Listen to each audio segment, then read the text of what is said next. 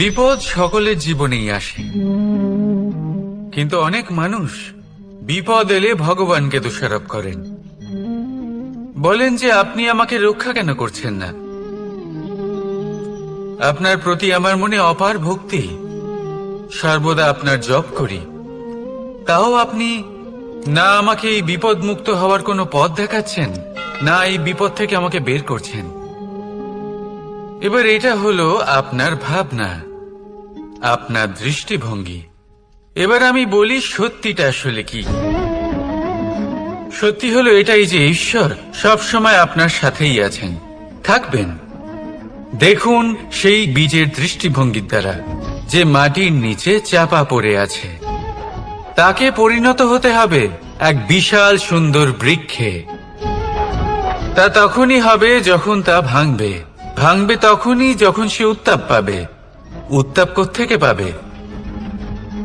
সূর্যের তাপ থেকে। সূর্যের তাপ থেকে ধরিত্রীও বাঁচতে পারে না, তাকে তা সহ্য করতেই হয়।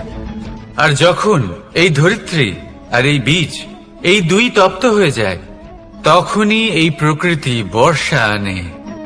আর সেই বর্ষার জলেই এই বীজ এক সুন্দর বৃক্ষে পরিণত হয়। আছেন তো ঈশ্বর আমাদের সাথে সব সময়। সেইভাবেই আপনার জীবনে যদি কোনো বিপদ আসে, কোনো সংকট আসে, তার মানে এটা নয় যে আপনারই কোনো পাপের শাস্তি আপনি পাচ্ছেন। হয়তো ভবিষ্যতে আপনাকে একটা সুদৃঢ় কাঠামো হতে হবে, তার প্রয়োজন আছে। তাই এটা হলো তার ভিত। যতটা শিখবেন, যতটা শক্তিশালী হবেন, ততটাই দৃঢ় কাঠামো হবেন। নিশ্চয়ই দেখেছেন, অলংকার বানাবার পূর্বে সোনাকেও অনেক রকম পরীক্ষা দিতে হয়, আগুনে তপ্ত হতে হয়। সেইভাবেই যদি আপনি কখনো শূরবীর হতে চান, তাহলে লাক্ষাগৃহের তাপ সহ্য করতেই হবে। তাহলে আসুন আমার সাথে বলুন, বন্দে ধর্মা, বন্দে কর্মা, রাধা রাধা। অনেক সময় মানুষ অতীতকে দেখেন আর তখন অহংবোধে পরিপূর্ণ হয়ে ওঠেন। কখনো বর্তমানের দিকে তাকান, ভবিষ্যতের দিকে তাকান আর পরিতৃপ্তিতে ভরে ওঠেন। কেন বুঝতে পারেন না একটা সহজ কথা? এই যে সৃষ্টি, এই সৃষ্টি হলো একটা বড় চক্র, যা বারংবার আপনার কাছে ফিরে আসবেই। কঠিন থেকে কঠিনতর পরীক্ষায় আপনাকে নিযুক্ত করবে, যাতে আপনাকে উত্তীর্ণ হতেই হবে। যা কাল ছিল তা আজ নেই, এটা সবাই জানেন। যা আজ আছে তা হয়তো কাল থাকবে না, এটাও আপনাকে মেনে নিতে হবে, তাও আবার হাসি মুখে। শান্ত থাকতে শিখুন আর কখনোই মনের মধ্যে অহংকার উৎপন্ন হতে দেবেন না। হতে শিখুন সেই হিমবাহের মতো। হয়তো এই জন্যই এত শীতল থাকে, কারণ ও জানে গতকালও জল রূপে ছিল, আজ বরফ রূপে হয়তো আছে, কিন্তু কাল পুনরায় সে জলেই পরিণত হবে। নিজেকে শান্ত রাখুন। হয়তো আজ আপনি সাফল্যের শিখরে আছেন, হয়তো বা নেই। আপনাকে প্রত্যেক দিন অবশ্যই দেখতে হবে। শুধু নিরন্তর প্রচেষ্টা করতে থাকুন, প্রত্যেক পরিস্থিতির জন্য তৈরি থাকুন, আর একে ভারসাম্যে রাখতে শিখুন। আপনার কাল হোক, আজ হোক বা আগামীকাল, আপনার ভালো দিন হোক বা খারাপ দিন, সব পবিত্র হয়ে যাবে। তাহলে আসুন আর আমার সাথে ভালোবেসে বলুন, রাধা রাধা। অন্ধকারাচ্ছন্ন রাত্রি যদি এসে থাকে, তাহলে আলোকিত প্রকাশ নিয়ে সূর্যও অবশ্যই আসে। রোগ যদি এসে থাকে, তাহলে তার ওষুধও অবশ্যই আসে। সমস্যা যদি আসে, তাহলে সেই সমস্যার সমাধানও নিজে থেকেই আমাদের কাছে চলেই আসে। এই সংসার, এই জীবনের শুধুমাত্র একটাই নিয়ম আছে, আর তা হলো এটাই, এই সংসার হলো একটা চক্রের মতো, এতে শাশ্বত বলে কিছু নেই, নিত্য বলে কিছু নেই। আর যা কিছুই রয়েছে সব বদলাতে চলেছে। যদি আপনার জীবনে দুঃখ থাকে, সমস্যা থাকে, যদি আপনি বিপদ দ্বারা আচ্ছন্ন, তাহলে মনে রাখবেন সবকিছু বদলে যেতে চলেছে। দুঃখের সময় কাঁদবেন না, মনকে আরো দুঃখী করে তুলবেন না, কারণ এখানে যা কিছুই এসেছে তা যাওয়ার জন্যই এসেছে। তাহলে এত চিন্তা কিসের? আনন্দ সহকারে জীবন যাপন করুন আর আমার সাথে ভালোবেসে বলুন রাধা রাধা। যদি কোনো সিংহ বানরের মতো গাছে চড়তে চেষ্টা করে তাহলে কি হবে?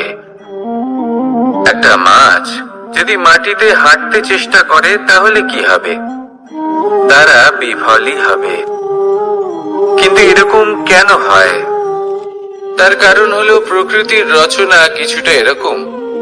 এখানে প্রত্যেকটি ব্যক্তিকে, প্রত্যেকটি প্রাণীকে আলাদা আলাদা গুণের অধিকারী করা হয়েছে এবং সকলকে একটা সীমাও প্রদান করা হয়েছে। এবার এই যে বৃক্ষ, পশু, পাখি, এদের মধ্যে সেই ক্ষমতাই নেই যে এরা নিজেদের যাচাই করতে পারবে, নিজেদের সীমাগুলো বুঝতে পারবে, নিজেদের সদ্গুণগুলো চিনতে পারবে। এরা সেটা করতে পারবে না। কিন্তু মানুষ তো আলাদা। মানুষের কাছে সেই বিশেষ শক্তি আছে যে তারা পূর্ণরূপে নিজেদের যাচাই করতে পারবে, নিজেকে পূর্ণরূপে বুঝতে পারবে, নিজের দোষ, নিজের অপগুণ, নিজের সদ্গুণ, নিজেদের সীমাগুলো তারা বুঝতে পারবে। আর এটা অত্যন্ত গুরুত্বপূর্ণ। কথায় আছে যে যদি সাফল্য লাভ করতে হয় তাহলে নিজেকে যাচাই করে নিতে হবে। তাই নিজেকে যাচাই করুন, নিজের সাথে পরিচিত হয়ে যান এবং জীবনে কর্ম করতে থাকুন। সাফল্যের শিখরে অবশ্যই পৌঁছে যাবেন। আর ওখানে যদি যান তাহলে এই মন প্রসন্ন হয়ে অবশ্যই বলবে রাধা রাধা। বনের মধ্যে যদি আপনি কোনো বিষাক্ত সাপ দেখেন তাহলে কি করবেন? আপনি তখনই তার থেকে দূরে পালাতে চেষ্টা করবেন। আর এটা কেন করবেন? নিজের রক্ষার্থে। এই কথা আমি নয় মেনে নিলাম, কিন্তু নিজের জীবনে এটা করেন না কেন? আপনি যেখানেই যান, যে স্থানেই যান না কেন, প্রত্যেক সময়, প্রত্যেক মুহূর্তে এমন বিষাক্ত সাপ আপনি অবশ্যই খুঁজে পাবেন। আর সেই সাপ নয় যাদের আপনি বনে খুঁজে পাবেন, এরা হলো সেই সাপ যা আপনাকে পাপ করতে বাধ্য করবে। আপনার অন্তরের বাসনা, ক্রোধ, অহংকার, লোভ, ঈর্ষা, এদের বৃদ্ধি ঘটাবে। দেখুন, বনের এই সাপ আপনাকে একবার ছেড়ে দিতেও পারে, ছোবল নাও মারতে পারে, কিন্তু এই যে পাপরূপী সাপ আছে তা অবশ্যই ছোবল মারবে। কর্ম যদি করেন তাহলে অবশ্যই ফল পাবেন। সেই জন্য যখনই কোথাও যাবেন, যদি এমন কাউকে দেখেন, যদি এমন কিছু দেখেন যে আপনাকে পাপ করতে বাধ্য করছে, তাহলে সেই মুহূর্তে সেখান থেকে পালিয়ে যান। যেমন বনের সাপ দেখে আপনি পালাতে থাকেন। সৎকর্মের রক্ষা অত্যন্ত আবশ্যক। আসুন আর আমার সাথে ভালোবেসে বলুন রাধা রাধা। মনুষ্য জীবনের সব থেকে বেশি গুরুত্বপূর্ণ বিষয় হলো মনের একাগ্রতা। এই সংসারের যে কটি মহান কার্য সম্পাদন হয়েছে তা হলো মনের এই একাগ্রতার একমাত্র ফল। আপনি অবশ্যই দেখে থাকবেন, অনেক ছোট বড় নদী যা বয়ে চলে তাদের সামনে একটা বাঁধ নির্মাণ করা হয় সেই সব নদীর জল সঞ্চয় করতে। বাঁধ হয়ে গেলে প্রয়োজন মতো বা মনের ইচ্ছে মতো তাকে ব্যবহার করা সম্ভব। এবার এটাই আমাদের মনের সাথেও সম্ভব। আমাদের মনের একাগ্রতা আজকের দিনে দাঁড়িয়ে বিভিন্ন ধরনের বিকার, ক্রীড়া এবং ভোগের মধ্যে ভাগ হয়ে গেছে। একে একত্রিত করতে হবে, একটা বাঁধ নির্মাণ করতে হবে, কর্মের বাঁধ। আপনাকে শুধু এটাই করতে হবে, যেটা উচিত কর্ম সেটাই করুন, যেটা অনুচিত কর্ম সেটা করা থেকে নিজেকে বিরত রাখুন। ব্যাস, এই কাজটাই আপনি করতে থাকুন, মনের মধ্যে একাগ্রতার বাঁধ নির্মাণ করুন। আর একবার যদি তা নির্মাণ হয়ে যায়, তাহলে যখন চাইবেন, যেখানে চাইবেন, যতটা চাইবেন, একাগ্রতা প্রয়োগ করতে পারবেন। আর একবার যদি আপনি এটা শিখে যান, তাহলে এই সংসারকে বদলে ফেলার মতো কাজ আপনি করতে পারবেন, সমাজকে শোধরাবার মতো কাজ করতে পারবেন। তাহলে এই মনকে একাগ্র করুন আর আমার সাথে ভালোবেসে বলুন, রাধা রাধা। আমরা সবাই ফল খাই, কিন্তু আমাদের সেই ফলই প্রিয় হয় যে পরিপক্ক হয়ে ওঠে, যেটা নম্র হয়, আর যে ফল অনেক বেশি মিষ্টি আর সুস্বাদু হয়ে থাকে, যাদের রঙে বাহার দেখা যায়। সেইভাবে জীবনে আমরা নানান মানুষের সাথে পরিচিত হই, কিন্তু সেই মানুষই আমাদের মন ছুঁয়ে যায় যারা বিনম্র স্বভাবের, যাদের বাণী খুব মধুর, যাদের অন্তরে আত্মবিশ্বাসের একটা তেজ, একটা রং দেখা যায়। এবার এমন ব্যক্তি আমরা কি করে হব? ঠিক সেইভাবেই যেমন একটা ফল রোদ, বর্ষা, শীত, বায়ু এই সকল সংকটময় পরিস্থিতির সম্মুখীন হয়ে পরিপক্ক হয়ে ওঠে, সেইভাবেই মানুষ সংকটময় পরিস্থিতির সম্মুখীন হয়ে পরিপক্ক হয়ে ওঠেন। যদি এই সংকটের সম্মুখীন হন, তাহলে অভিজ্ঞ হবেন, আর এই অভিজ্ঞতাই শিক্ষা দিয়ে যাবে। এই অভিজ্ঞতা আমাদের শিখিয়ে দেয় যে আমাদের বিনম্র থাকতে হবে। অহংকার করে কোনো লাভ নেই। মধুর বাণীর যে কি মূল্য তা আমরা শিখতে পারি। এই অভিজ্ঞতাই আমাদের বুঝিয়ে দেয় যে উচিত অনুচিত কোনটা, আমাদের দৃষ্টিভঙ্গি তৈরি করে, আর এই দৃষ্টিভঙ্গি দ্বারা আত্মবিশ্বাস জাগ্রত হয়। সেই জন্য জীবনে কখনো বিপদ থেকে দূরে পালাবেন না, সেগুলোর সম্মুখীন হন, অভিজ্ঞতা লাভ করুন, তার থেকে শিক্ষা লাভ করুন, এইভাবেই পরিপক্ক হবেন। আসুন আমার সাথে ভালোবেসে বলুন, রাধা রাধা। ধন সঞ্চয় করা সম্ভব, আর সেই জন্য ধন সব থেকে বেশি মূল্যবান সম্পত্তি নয়। এবার আপনি বলবেন, এ আমি কি বলছি? এই ধন খুব মূল্যবান, আমরা সকলে অর্জন করতে ব্যস্ত। সেটা এই কারণে, কারণ আপনারা জানেন না এই সংসারের সব থেকে বেশি মূল্যবান সম্পত্তি কি। এ হলো সেই সম্পত্তি যা কখনো সঞ্চয় করা সম্ভব নয়। আপনার কাছে যতই ধন থাকুক, তা দিয়ে আপনি স্বাস্থ্য লাভ করতে পারেন, বাড়ি কিনতে পারেন, আদি ইত্যাদি, কিন্তু আপনি যতই ধনী হন না কেন, ফেলে আসা দিনের একটা মুহূর্ত আপনি লাভ করতে পারবেন না। এই একটা মুহূর্ত, এই সময়, এটাই হলো সংসারের সব থেকে মূল্যবান সম্পত্তি। একবার চলে গেলে তা কখনোই ফিরে আসে না। আর এই মুহূর্ত যতই চলে যাক না কেন, আমরা স্মৃতির মাধ্যমে সেগুলি যাপন করতে পারি, তার আনন্দ উপভোগ করতে পারি। আর যার সাথে আমরা সময় অতিবাহিত করেছি, তার স্মৃতিতে আমরা চিরকাল জীবিত থাকতে পারি। সেই জন্য সময় সব থেকে মূল্যবান সম্পত্তি, তাকে এইভাবে নষ্ট করবেন না। প্রত্যেকটা মুহূর্ত উপভোগ করুন, আনন্দ করুন, আর ভালোবেসে বলুন, রাধা রাধা। কনক, কি সুন্দর একটা শব্দ। এর অনেকগুলো রূপ রয়েছে, অনেকগুলো অর্থ রয়েছে। প্রথম অর্থ হলো স্বর্ণ, অর্থাৎ সম্পত্তি। দ্বিতীয় অর্থ ধুতুরা, অর্থাৎ গাছের ছোট একটা বীজ, যা কিনা অত্যন্ত শক্তিশালী হয়। যদি বেশি মাত্রায় এর প্রয়োগ করা হয়, তাহলে এটা বিষময় হয়ে উঠতে পারে। এই হলো সেই ধুতুরা যার প্রয়োগ মহাদেবের পুজোতে করা হয়। এবার প্রশ্ন হলো এটাই যে এই স্বর্ণ এবং এই ধুতুরার মধ্যে মিল কি রয়েছে? মিল হলো এটাই যে এই দুটোই মানুষকে মত্ত করে তোলে।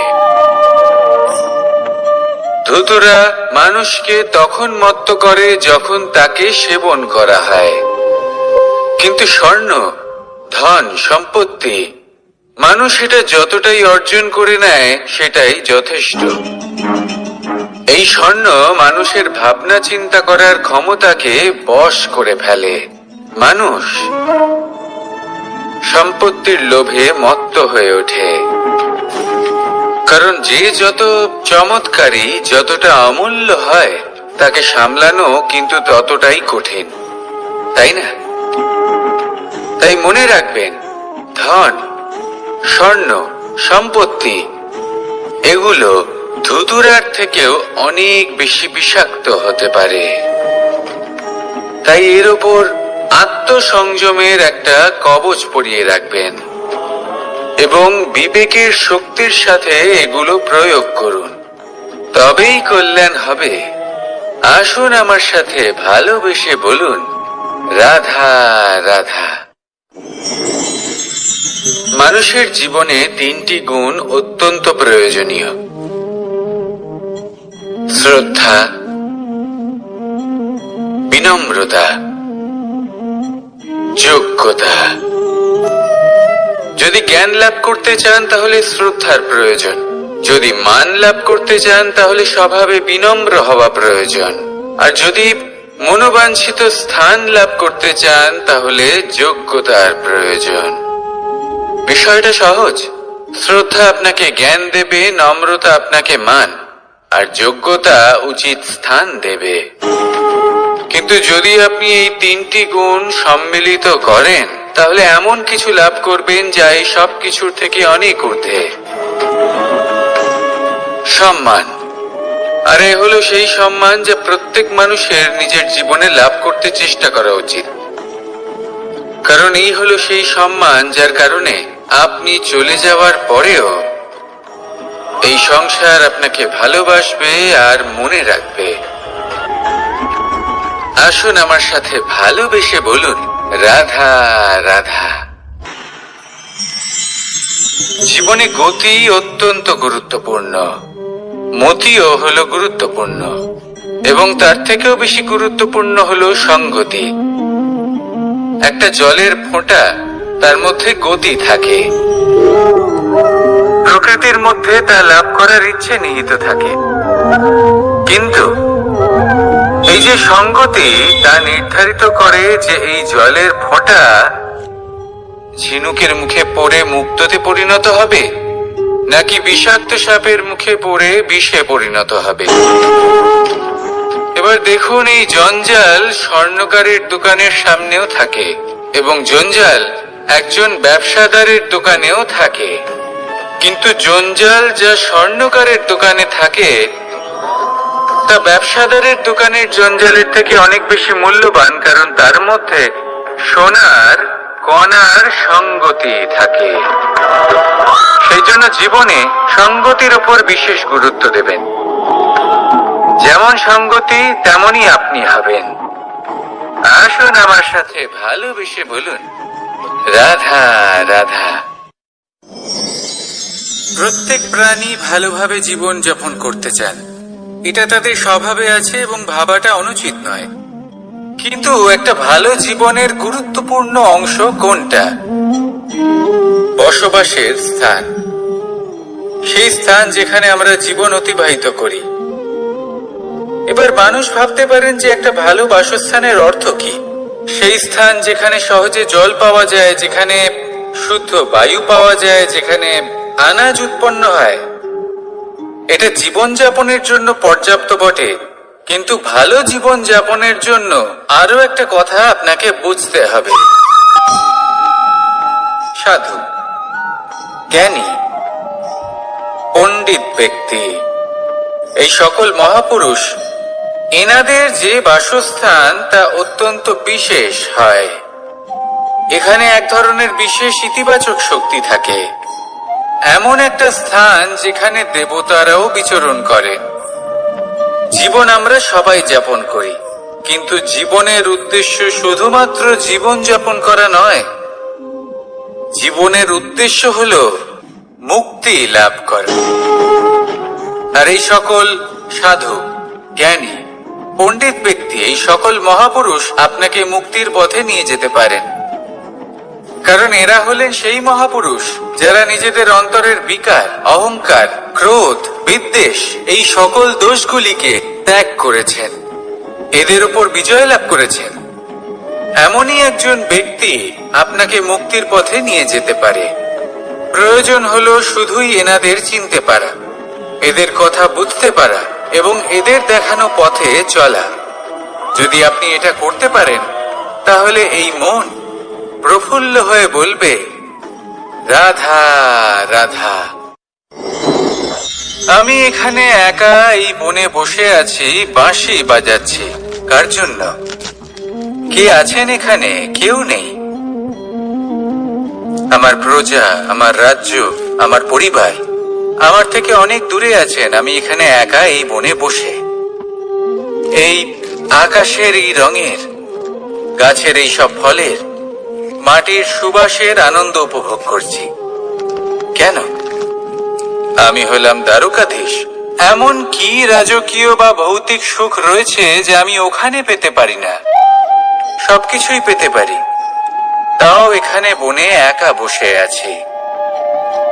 কোন সুখ খুঁজে চলেছি? একা থাকার সুখ। আমরা প্রত্যেকদিন অনেক মানুষের সাথে, চিন্তাধারার সাথে, কর্মের সাথে, পরিস্থিতির সাথে, সুখ দুঃখের দ্বারা বেষ্টিত থাকি। জীবনের এই চক্রে আমরা জড়িয়ে পড়তে থাকি। যতই আমরা এই সমস্যার সমাধান করি, আমরা ততই এতে জড়িয়ে পড়ি। আমরা এতটাই জড়িয়ে পড়ি যে যখন আমরা আয়নায় নিজেদের দেখি, তখন আমরা নিজেদের চিনতেই পারি না। এমন মনে হয় যেন আমরা নিজেদের হারিয়ে ফেলেছি।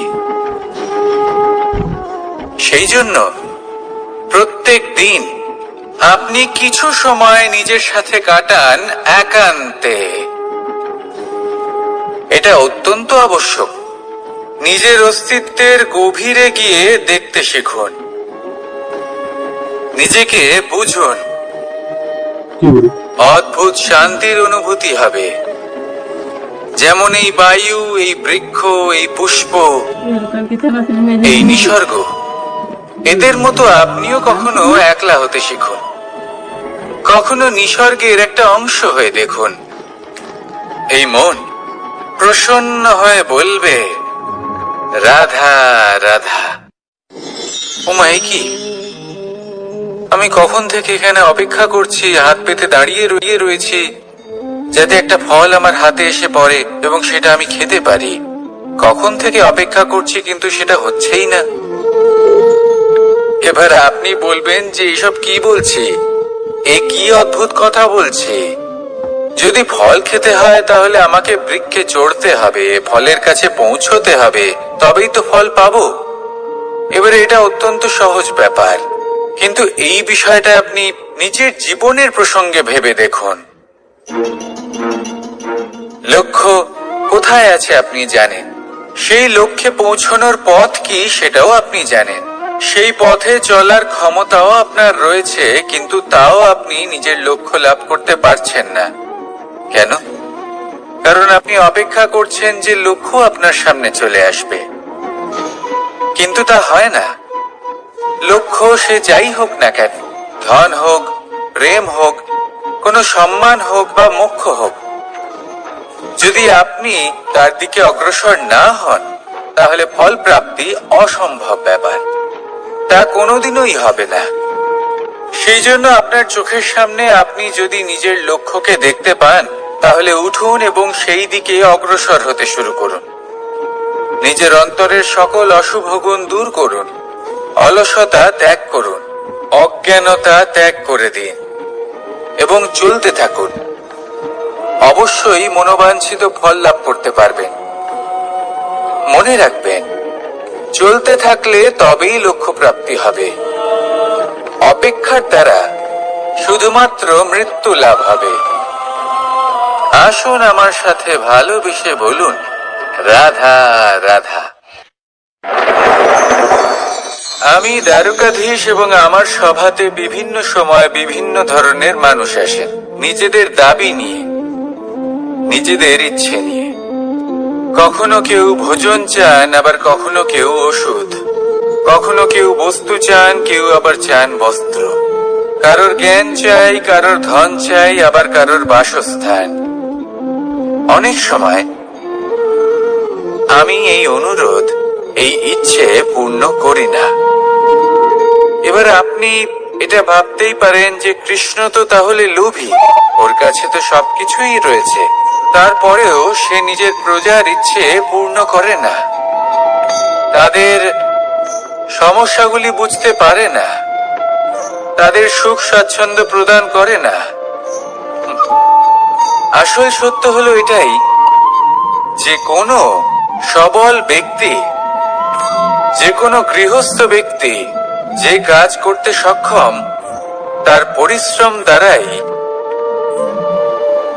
নিজের প্রয়োজনগুলি এবং ইচ্ছেগুলি পূরণ করা উচিত। এটা অত্যন্ত প্রয়োজনীয়। আর এগুলো তিনি করতে পারেন শিল্প, ব্যবসা, আচরণ অথবা জ্ঞানের ভিত্তিতে। এই পথে চলতে হবে, পরিশ্রম করতে হবে, তবেই সে কিছু অর্জন করতে পারবে। এবার এমন কোন ব্যক্তি যার এই সব কিছুতে কোনো রুচি নেই, যে কিছুই করতে চায় না, সে কিছুই অর্জন করতে পারবে না। এবার এরকম কোন ব্যক্তিকে যদি আমি কোনো বস্তু প্রদান করি, তাহলে কি হবে? সে পরাধীন হয়ে যাবে, আর সেটা উচিত হবে না। তাহলে কি করা উচিত? তাকে পথ দেখানো, তাকে বোঝাতে হবে যে কোন পথে চলে তুমি নিজের লক্ষ্য প্রাপ্ত করতে পারবে। শিল্প, জ্ঞান, আচরণ এবং ব্যবসা, এই পথে কিভাবে চলে সেটা শেখাতে হবে। আর আমি সেটাই করি। তার ফলে কি হয়? ব্যক্তি স্বাধীন হয়ে যায়। সংসারে সে যা চাইবে তাই প্রাপ্ত করতে পারবে, কখনো কারোর থেকে কিছু চাইবার প্রয়োজন পড়বেই না। এই কথাটা সবসময় মনে রাখবেন। যখনই দান করবেন, তা ভাবনা চিন্তা করে এমন ভাবে দান করবেন যাতে সামনের ব্যক্তি স্বাধীন হতে পারেন, পরাধীন নয়। আসুন আমার সাথে ভালোবেসে বলুন, রাধা রাধা করতে শিখুন। পাণ্ডব, পাণ্ডবরা বন থেকে এসেছিলেন। ওনাদের কাছে না কোনো ধন ছিল, না কোনো সম্পদ, না বিদ্যা। নিজের পরিশ্রমের দ্বারা ওনারা বিদ্যা অর্জন করেছিলেন, আর তার দ্বারাই সম্পদ অর্জন করলেন আর ধনও অর্জন করলেন। এই পাণ্ডব ছিলেন অত্যন্ত কুশল এবং শক্তিশালী। যুধিষ্ঠির নিজের পরিশ্রম দ্বারা এমন জ্ঞান অর্জন করেছিলেন যে এই সংসার ওনাকে ধর্মরাজ যুধিষ্ঠির অভিহিত করেছিল। দেখতে গেলে পাণ্ডবদের কাছে সবকিছুই ছিল, কিন্তু যখন বিষয় এলো আরো ধন লাভ করার, তখন যুধিষ্ঠির, যিনি পাণ্ডবদের মধ্যে জ্যেষ্ঠ, তিনি সকল পাণ্ডবদের সাথে দ্রুত ক্রীড়ায় অংশগ্রহণ করে ফেললেন। এর ফলে না শুধু ধনলক্ষ্মী, ধর্মলক্ষ্মী, বিবেক লক্ষ্মী কেউ হারালেন, আর শুধু তাই নয়, নিজের গৃহলক্ষ্মী দ্রৌপদীকেও হারিয়ে ফেললেন। এর কারণ কি? ভুলে গেলেন খুব সহজ একটা কথা। এই সংসারে সম্মান এবং সাফল্য দুটোই পরিশ্রমের দ্বারা লাভ করতে হয়, কিন্তু দ্রুত ক্রীড়ার এই খেলা আমাদের ভাগ্যের উপর নির্ভরশীল। এই সংসারে দুটি পথ রয়েছে। একটা পথ যেখানে কর্ম এবং পরিশ্রমের দ্বারা আপনি নিজের পথ নিজেই রচনা করতে পারবেন, আর দ্বিতীয় পথ হলো যেখানে এই ভাগ্য এক মুহূর্তে আপনাকে শিখরেও পৌঁছে দিতে পারে, আবার ধূলিসাৎ করে দিতে পারে। আপনি কোন পথ বাছবেন, সেই চয়ন আপনারই। আসুন আর আমার সাথে ভালোবেসে বলুন, রাধা রাধা। কোনো এক সময়ের ঘটনা এটা। মা এবং বাবা হাটে গিয়েছিলেন। তখন আমি আর দাদা গিয়েছিলাম গরু চড়াতে।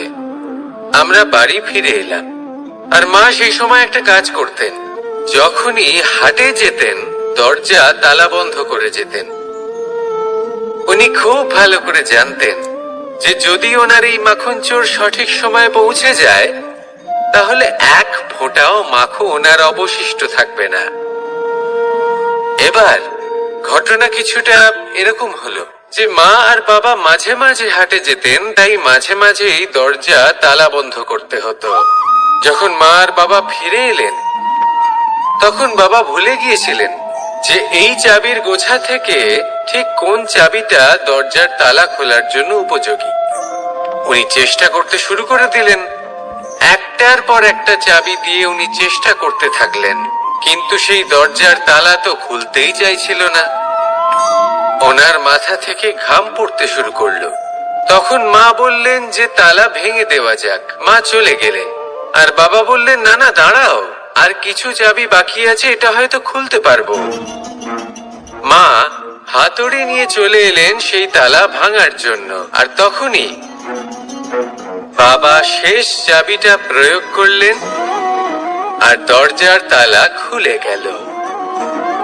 যদি উনি চেষ্টা না করতেন তাহলে এই তালাটাও ভেঙে যেত আর চাবিটাও নষ্ট হয়ে যেত, ঠিক কিনা? এবার এই ঘটনাটা আমি দেখেছিলাম আর আমার মনে হলো যে কখনো কখনো এই চাবির গোছার মধ্যে থেকে শেষ চাবিটাও কিন্তু জীবনের দরজা খুলে দিতে পারে।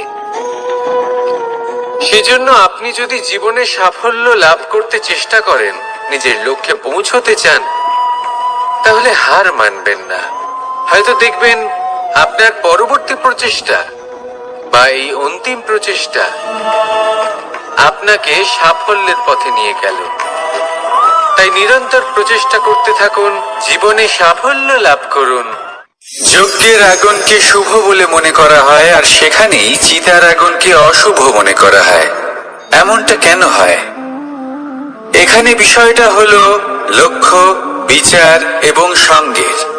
যখন আমরা যজ্ঞ করি তখন আমাদের লক্ষ্য কি হয়? পরিবেশকে আরো পবিত্র করে তোলা, ইতিবাচক করে তোলা। আমাদের লক্ষ্য শুভ হয়। তারপরে আসে বিচার। এই পরিস্থিতিতে সেই বিচার হলো অগ্নি। স্ফুলিঙ্গ থেকে তীব্র আকার ধারণ করে সমস্ত কাঠকে পুড়িয়ে দেয় এবং সুগন্ধ ছড়িয়ে দেয়। অর্থাৎ যদি আপনার লক্ষ্য শুভ হয় তাহলে তা নিজেই শুভ বিচারধারাকে আমন্ত্রণ জানায়। এই শুভ বিচার তখনই আসবে যখন আপনার সংকল্প শুভ হবে। অন্যদিকে হলো চিতার আগুন। এর লক্ষ্য কি? একটা দেহকে পরধামে পৌঁছে দেওয়া। সবার শেষে সবকিছু আপনার উপরে নির্ভরশীল যে আপনি কোনটা চয়ন করতে চান। আপনার লক্ষ্য যদি শুভ হয় তাহলে আপনার বিচার এবং সঙ্গতি আর তার পরিণাম সবই শুভ হবে। আসুন আর আমার সাথে ভালোবেসে বলুন, রাধা রাধা। এই সংসারের প্রত্যেক বস্তুর, প্রত্যেক পরিস্থিতির, প্রত্যেক আবেগের দুটি দিক আছে। এর মধ্যে পার্থক্য করা সম্ভব শুধুমাত্র দৃষ্টিভঙ্গির দ্বারা। যদি কোনো ব্যক্তি পর্বত শিখরে দাঁড়িয়ে থাকেন তাহলে উনি এটাই দেখতে পাবেন যে এই জলের ধারা সমুদ্রের দিকে বয়ে চলেছে। আরেক ব্যক্তি যিনি সমুদ্রের কাছে দাঁড়িয়ে আছেন তার এটাই মনে হবে যে এই জলের ধারা সমুদ্রের দিকে আসছে। এখানে বিষয়টা হলো দৃষ্টিভঙ্গির, আর এটাই সময়ের সাথেও হয়ে থাকে। অনেক সময় মানুষ চিন্তিত হয়ে পড়েন, ত্রস্ত হয়ে পড়েন যে তার কাছে হয়তো খুব কম সময় আছে, তাতে তিনি অনেক কিছুই করতে পারবেন না, আর একটু সময় থাকলে খুব ভালো হতো। তিনি এভাবেও ভাবতে পারেন যে অল্প হলেও সময় বাকি তো রয়েছে, অর্থাৎ যা অবশিষ্ট আছে তাকে সংরক্ষণও করা সম্ভব, তাতে জীবন যাপনও করা সম্ভব। আর এটা নির্ভর করছে আপনার উপর। তাই দৃষ্টিভঙ্গি ইতিবাচক রাখুন। জীবনে দুই ধরনের আবেগ রয়েছে যার কোনো মূল্য নেই। আমার কথার অর্থ এটা নয় যে এদের কোনো গুরুত্ব নেই, গুরুত্ব যথেষ্টই রয়েছে, শুধু এদের জন্য আপনাকে কোনো মূল্য দিতে হয় না। প্রথম আবেগ হলো আনন্দ, প্রসন্নতা। এটা আপনি যে কোনো জায়গায় খুঁজে পেতে পারেন যদি আপনি খুঁজে পেতে চান। আপনি কোনো পুষ্পের সৌন্দর্য দেখে প্রসন্ন হতে পারেন। বায়ুর কারণে যখন একটি বৃক্ষ শিহরিত হয় সেটা দেখে আপনি প্রসন্ন হতে পারেন। একটা ছোট্ট শিশুর কলরব শুনেও আপনি প্রসন্ন হতে পারেন। একটা ক্রন্দনরত বালককে হাসিয়ে আপনি প্রসন্ন হতে পারেন। সবকিছু আপনার উপর নির্ভরশীল। সেখানে আরেকটি আবেগ হলো দুশ্চিন্তা। মানুষ বড়ই দুশ্চিন্তা করতে থাকে। আজ আমি এই কাজ করেছি, সেই বিষয়ে চিন্তা। আজ আমি এই কাজ করতে পারিনি, সেই বিষয়ে চিন্তা। কাল আমাকে এই কাজ করতে হবে, সেই নিয়ে চিন্তা। আমি কি সেই কাজটা করতে পারবো, সেই বিষয়ে দুশ্চিন্তা। চিন্তা সর্বত্র রয়েছে, যার জন্য মূল্য দিতে হয় না। যত চান আপনি একত্রিত করতে পারেন। একটা গুরুত্বপূর্ণ কথা মনে রাখবেন, প্রসন্নতা জীবনের একটা নতুন সূত্রপাত। সেখানে দুশ্চিন্তা হলো জীবনের চিতার সময়। এবার এই দুটি আবেগ হলো মূল্যহীন। দুটোই আপনার সামনে আছে। কোনটা চয়ন করবেন আপনি? দুশ্চিন্তা নাকি প্রসন্নতা? সিদ্ধান্ত আপনারই। আসুন আর আমার সাথে ভালোবেসে বলুন, রাধা রাধা। ধন, সম্পত্তি, এগুলো আসলে কি? এগুলো শুধু সেই মূল্য যার দ্বারা আমরা কোনো কিছু অর্জন করতে পারি। এবার এই ধনের দ্বারা এই সংসারে অনেক কিছু লাভ করা সম্ভব, কিন্তু সেই সব কিছুই শুধুমাত্র ভৌতিক বস্তুই হবে। ভৌতিক সামগ্রী, ভৌতিক সুবিধা। অর্থাৎ আপনার কাছে যতই ধন থাকুক, তা আপনাকে শান্তির ঘুম এনে দিতে পারবে না। আপনাকে জীবনের বাস্তব সুখের অনুভূতি লাভ করাতে পারবে না, কারণ এগুলো ভৌতিক ধন। এই ভৌতিক বস্তুই অর্জন করাতে সক্ষম। বাস্তবিক ধন কি? যদি এই প্রশ্ন আপনার মনে আসে, তাহলে তার উত্তর আমি আপনাকে দেব একটা উদাহরণের মাধ্যমে। কখনো আপনি শুনে থাকবেন যে একজন পিতা আজীবন অনিষ্ট করেন, অনর্থ করেন, খারাপ কাজ করেন শুধু ধন অর্জনের জন্য।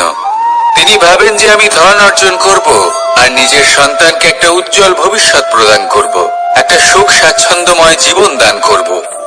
এবার সন্তান যখন জন্ম লাভ করে, তখন সে ভাগ্যের জোরে সেই ধন ভোগ করে। যেরকম সে পায়, সেরকমই তার ব্যবহার সে করে।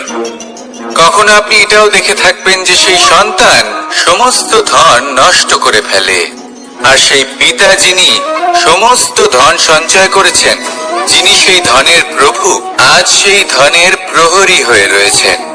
এবার এরকম কেন হয়? এরকম তখনই হয় যখন সেই পিতা বুঝতেই পারেন না যে তার জীবনের আসল ধন কি।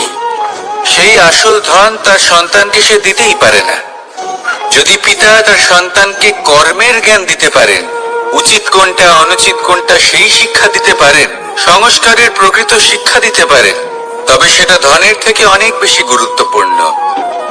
এটাই হলো জীবনের বাস্তব ধন। আপনি সেই কথা তো অবশ্যই শুনে থাকবেন, কুসন্তান হলে ধন সঞ্চয় করে কি হবে, সুসন্তান হলে ধন সঞ্চয় করে কি হবে। সন্তান যদি কুপুত্র হয় তাহলে সব নষ্ট করে ফেলবে, আর সন্তান যদি সুপুত্র হয় তাহলে ধন থাকুক না থাকুক, সে নিজেই কর্মের পথে অগ্রসর হয়ে ধন অর্জন করবে আর নিজের জন্য এক উজ্জ্বল ভবিষ্যৎ গড়ে তুলবে। তাই সন্তানকে সম্পদ দেওয়ার আগে কর্মের জ্ঞান দান করুন, সুশিক্ষা দিন, কারণ এটাই হলো জীবনের প্রকৃত ধন। আসুন আর আমার সাথে ভালোবেসে বলুন, রাধা।